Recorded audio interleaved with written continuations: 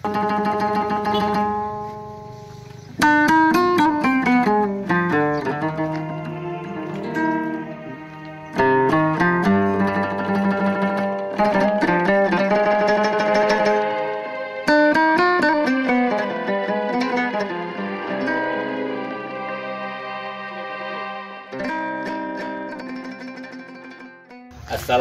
warahmatullahi wabarakatuh. Waalaikumsalam warahmatullahi wabarakatuh. Sohib-sohibat Lembaga Kebudayaan Betawi dimanapun kau berada. Sekarang saya lagi ada di Kampung Caringin Wetan di Sukabumi. Kebetulan di sini saya tiba-tiba ketemu kepada tokoh yang tokoh dunia persilatan dari Betawi yang mempunyai perguruan congkok namanya. Itu dia. Orangnya. Nah, Abah Meong. Ya, nama aslinya adalah Bakhtiar Jaman. Oh, Bakhtiar Jaman. Nah, begini Bang. Abang sehat-sehat ya kelihatannya begini nih. Alhamdulillah, sehat. Ya. Sehat banget. Nah, kita dengar Abang perguruan congkok itu katanya baru Abang baru pulang nih dari negeri Amerika Latin ya? Cabe. Oh, negeri cabe. Negeri cabe itu berarti Cili. Cili. Negeri Cili.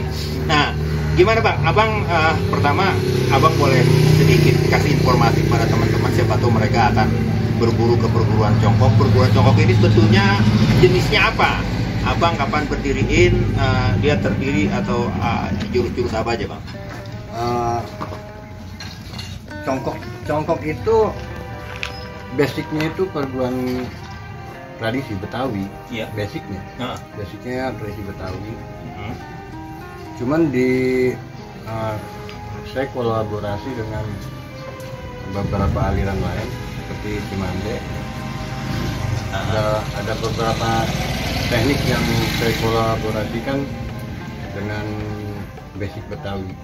Jadi kalau dilihat sepintas, nah, terutama di festival, di penampilan basic Betawinya kurang kelihatan. Tapi kalau mau lebih jelasnya ada di Sanggar. Jadi kalau mau lihat aslinya di Sanggar baru kelihatan bentuk aslinya seperti itu. Jadi Abang nih congkok ini kapan Abang berdiri? Perkenalkan? 2000 itu udah jalan. Cuma waktu itu nggak khusus main pukul. Itu awalnya kan anak-anak ngaji. Anak-anak rumah saya kan itu tempat majlis ngaji. Nggak ada silat. Cuman buat supaya anak-anak nggak bosen, saya pikir biar nggak bosen, ya saya masukin main pukulan. Gitu. Nah, berkembang lama kelihatan makin anak-anak makin bagus, makin baik. Saya pikir ya saya terusin sekalian buat yang menjaga budaya kita. Iya. Tapi begini Bang, Abang cerita sedikit perihal kehidupan nama kampung Abang tuh apa? Kayaknya kan situ gabungan macam-macam ya. Konon katanya ada kampung namanya Jagal, itu kampung Jagal ya namanya. Nah itu coba gimana? Secara umum konstelasi di kampung Abang itu seperti apa? Apa banyak yang mabok, banyak yang tawuran, banyak yang macam-macam? Itu di kampungan Jakarta Barat ya Bang ya? Itu tempatnya kampung apa namanya? Tempat saya itu Kapuk. Kapuk Kebun Jahe. Jadi ada beberapa kapuk muara. Kapuk muara itu masuknya di ada barat dan utara. Saya di barat, Jakarta Baratnya. Kelurahan Kapuknya. Jadi Kapuk Jahe. Ada Kapuk Kamal, Kapuk Muara, Kapuk Jahe, sama Kelurahan Kapuk. Kelurahan Kapuk Muara, Kelurahan Kapuk Kamal. Iya. Nah, itu masyarakat sekitar situ kira-kira ya apa perbandingannya? Sunda, Jawa, Padang, Batak, Cine gitu kira-kira. Kalau waktu saya baru pindah situ ya, saya pindah situ tahun 70 ya. Tahun 70 itu Betawinya itu masih dominan Betawi. Sekarang ini Betawinya sama pendatang saya rasa lebih banyak pendatang. Betawi ya. Tapi ya masih cukup lumayan lah, Betawi masih cukup. Terus di Kapuk itu ada namanya Kapuk Jagal. Itu karena ada di situ ada dulu peternakan. Nama jalannya jalan peternakan. Itu ada peternakan, ada jagal babi juga. Tapi sekarang peternakan udah nggak ada. Jadi ada di situ dulu ada jalan peternakan karena itu ada peternakan. Peternakannya khusus babi. Oke, sekarang kita balik lagi kepada si Congkok ini. Kita dengar abang kemarin baru pulang dari Chili. Itu abang bisa ceritain siapa yang mengundang dan abang di sono ngapain? Iya. Kita di Chili itu kita tuh punya cabang di Chili. Punya cabang di Chili itu kita udah ada 2 sekolah pencaksilat, pencaksilat Congkok. Ada 2 sekolah di sana. Itu berawali dari satu orang murid saya tuh orang Chili. Orang Chili itu namanya Hardy Kastrobodoy. Dia belajar sama saya itu nggak lama, belajar cuma berapa bulan. Itu dia anak murid abang dari sono belajar di mana mulainya? Di sini atau di sono? Apa abang diundang ke sono juga? Enggak, di sini. Oh, di sini. Cuman sangat singkat karena memang batas dia datang kemari kan nggak lama. Nah, dia terusin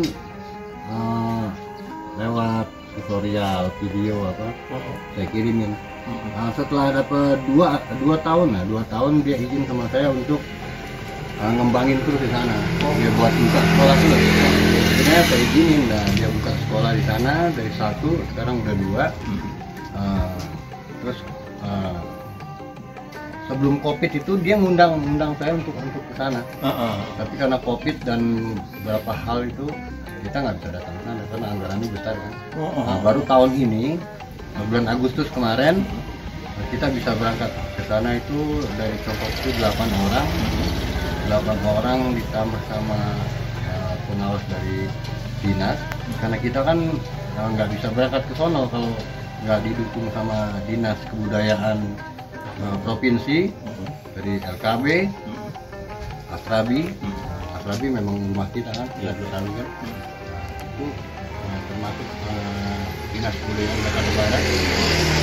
Itu yang dukung kita sehingga kita bisa berangkat ke sana. Jadi abang berangkat ke sono berapa orang tadi? 8 orang. 8 orang dari kita, dari Congkok, dinas dan sosial, tambah juga dari pengawas dari jadi 10 orang. Nah, jadi itu urunan antara pemerintah dinas kebudayaan provinsi DKI Jakarta, Sudin Kebudayaan Jakarta Barat, ada dukungan juga dari Asrabi, dukungan juga dari LKB, dan tentu saja urunan dari kawan-kawan. Terutama keluarga besar Congkok di Antofagasta. Selama sebulan di sana itu mereka belum support. Oh iya. Nah, itu dia diriin 2 sekolah itu di kampung mana aja namanya, di kota mana aja? Satu di kota Antofagasta, yang kedua di La Serena. Nah, ini kita kan sebagai orang sini kurang begitu ya. Kalau Chili kan ibu kotanya apa ya? Chili itu ibu kotanya apa? Chili itu termasuk provinsi dari bagian dari Antofagasta, itu bagian daripada kota Chili. Ibu kotanya Santiago. Oh, jadi Chili ibu kotanya bagian dari Chili, ibu kotanya Santiago. Antofagasta, La Serena dan kota-kota itu termasuk provinsi bagian-bagian dari. Oh iya. Nah terus di sono abang berapa hari, berapa bulan, dan program apa yang abang tularkan kepada masyarakat di sana? Kita di Chili itu di beberapa kota itu kita ada 6 kota. 1,5 bulan kita di sana. Jadi program kita itu selain mengadakan pelatihan langsung untuk siswa-siswa Congkok di sana, terus mengadakan pelatihan khusus untuk pelatih, kita buka seminar untuk masyarakat sana, seminar untuk umum dan seminar untuk para perguruan-perguruan yang ada di sana. Perguruan bukan silat loh. Karate, judo, kempo karate, judo, taekwondo di sana. Mereka minta seminar sama kita tentang silat dan responnya luar biasa.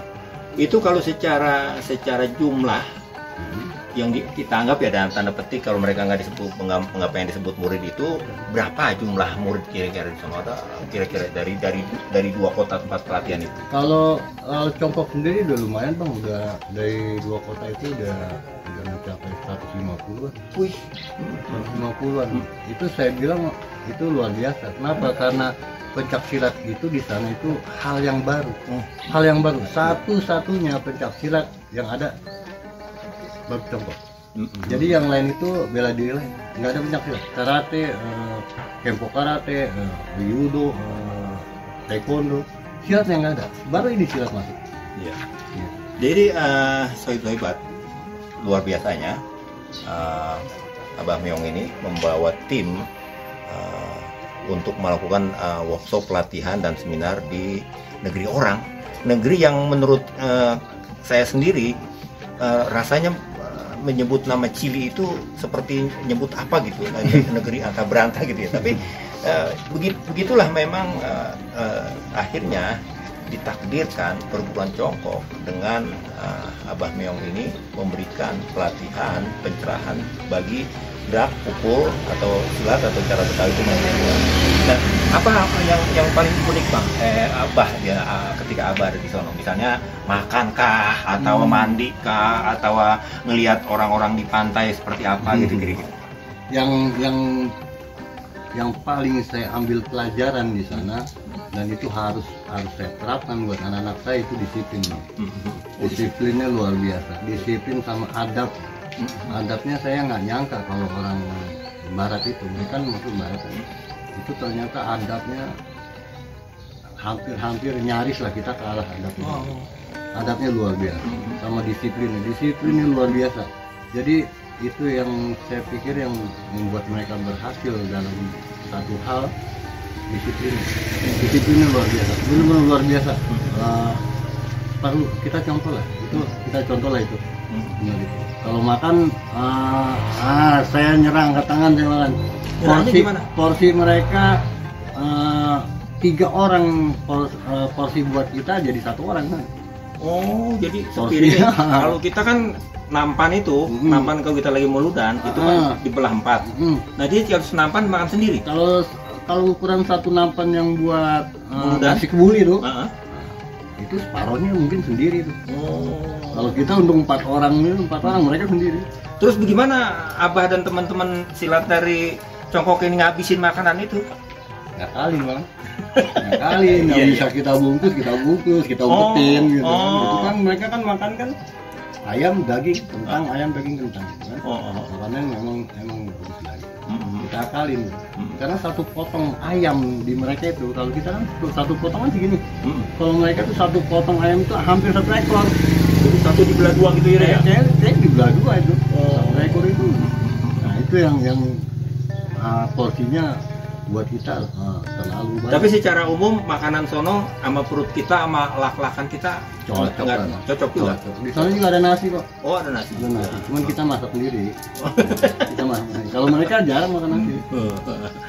Oh iya nih, saya dengar kan saking seriusnya Abang diterima Congkok tuh diterima di Chili itu sampai orang nomor 1 Chili katanya undang Abang tuh. Bagaimana cerita Abang sampai diundang gitu, dan Abang reaksinya bagaimana terhadap undangan?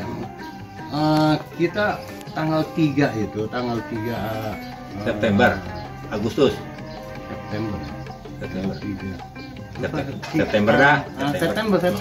tanggal Agustus nggak mungkin karena kita aja berangkat tanggal 7 September. Kita itu diundang sama Menteri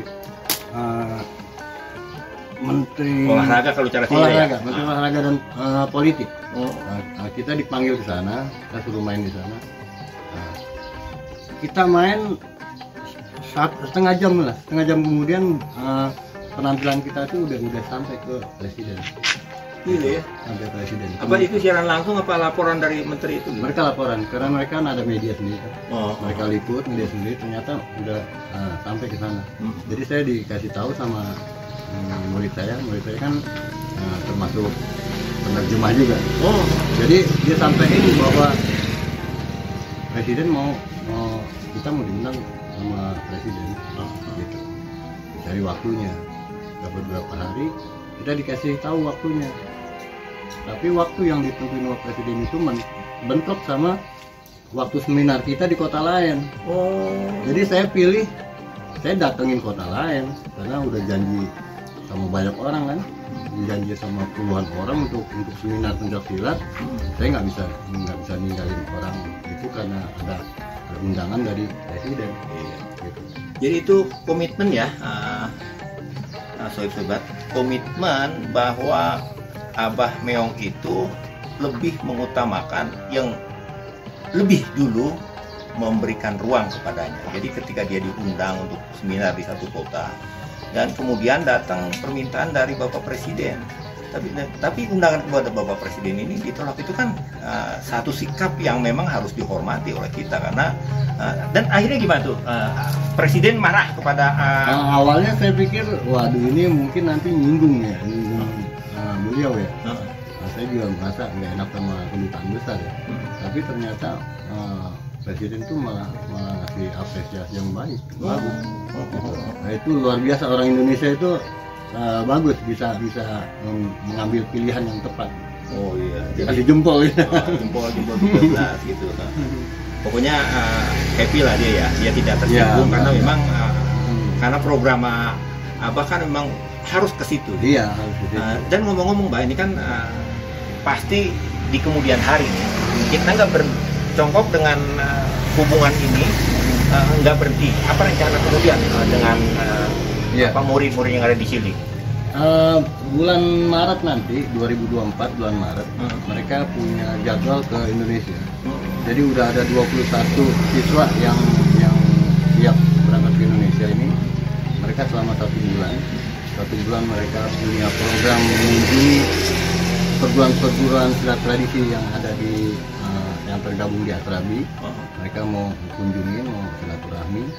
Mereka juga untuk memperdalam lagi silat tradisi kita di sini. Nanti program saya mereka nggak cuma belajar di Congkok. Saya ajak nanti ke sanggar-sanggar lain, belajarlah lu sono sama mana umpamanya utara ada besuk umpamanya. Saya ajak sana belajarlah. Dua jurus, siapa tahu tertarik kan. Di sekolah saya nanti di sana kan nggak harus Congkok aja. Namanya sekolah silat kan ada beberapa aliran boleh kan gitu. Ya apalagi sobat ya, di Betawi itu main pukulan itu banyak betul, lebih dari ratusan lah. Kalau dia datang ke sini belajar satu demi satu, mungkin dalam waktu 20 tahun dia akan belum selesai belajar satu demi satu. Nah jadi begitu ya. Pesan daripada Abah Meong ini terhadap generasi muda pencinta bela diri gimana? Kalau saya Bang ya, khususnya pesilat tradisi Betawi, kita mesti lebih membuka diri lah. Mesti lebih membuka diri. Jangan menutup dari sesuatu yang bisa membangun itu, jangan menutup diri. Jadi contohnya Bang, saya dari orang tua saya umpamanya dapat 12 jurus. Setelah saya pegang, saya bisa bikin jadi 50 jurus. Gitu. Dan jurus yang misalnya kalau boleh ngomong ini ya, 12 jurus itu asalnya beksi, cingkrik atau apa? Kalau dari kakek saya lebih ke beksi Bang, karena kakek saya dulu itu temen dekatnya Kong Has. Kong Has, iya. Temen dekatnya Kong Has. Waktu saya sekolah, Kong saya pernah mesen. Nanti lu main ke tukangan. Kong saya kan dulu tinggal di tukangan juga kan. Gitu. Main ke tempat Cang Has manggilnya, bilang ke saya Cang Has. Tapi waktu saya masih sekolah saya nggak kayak gitu. Setelah Kong saya nggak ada, saya buka perguruan, saya baru nyambung lagi gitu. Jadi pesannya tadi gimana aja pesannya? Pesan saya jangan menutup diri. Jadi nggak bisa silat tradisi itu cuma kita lestarikan Kalau kita lestarikan doang dengan yang seperti itu aja monoton, berapa tahun kemudian saya rasa ditinggalin sama generasi Bang. Karena monoton, karena begitu aja. Apalagi mereka kita nggak berpikir tentang prestasi anak. nanti orang tua mereka ngapain lu belajar, nggak ada manfaat. Kalau cuma buat jagain pasar mah nggak usah gitu kan. Jadi saya bilang lebih dikembangin lah, biar lebih manfaat untuk anak. Kalau saya bang nggak berpikir sanggar saya besar, saya besarin anak dulu. Gitu. Kalau sanggar saya mau besar mau kecil, saya nggak mikir, yang penting anak saya dulu. Itulah yang harus kita pikirin. Nah, sohib-sohibat, yang harus kita ambil dari perjalanan congkok Abah Meong ini, pertama bahwa adab, apalagi Mas tadi, adab dan disiplin. Itu adab kita kadang-kadang masih payah ya. Nah, patut kita contoh dari adab dan disiplin dan juga komitmen. Komitmen itu penting dan itu menjadi cara kita untuk terus hidup. Di samping itu kita membuka diri, jangan kayak tempurung di dalam katak. Salah ya. Jangan kayak katak di bawah tempurung begitu ya. Jadi begitulah. Terima kasih Abah Meong. Siap. Udah ngobrol di siang ini dan berterima kasih kepada Abah Meong. Jayalah selalu congkok dan ke depan memberikan warna tersendiri bagi perguruan-perguruan silat yang ada di tanah Jakarta. Demikian. Wassalamualaikum warahmatullahi wabarakatuh. Waalaikumsalam warahmatullahi wabarakatuh.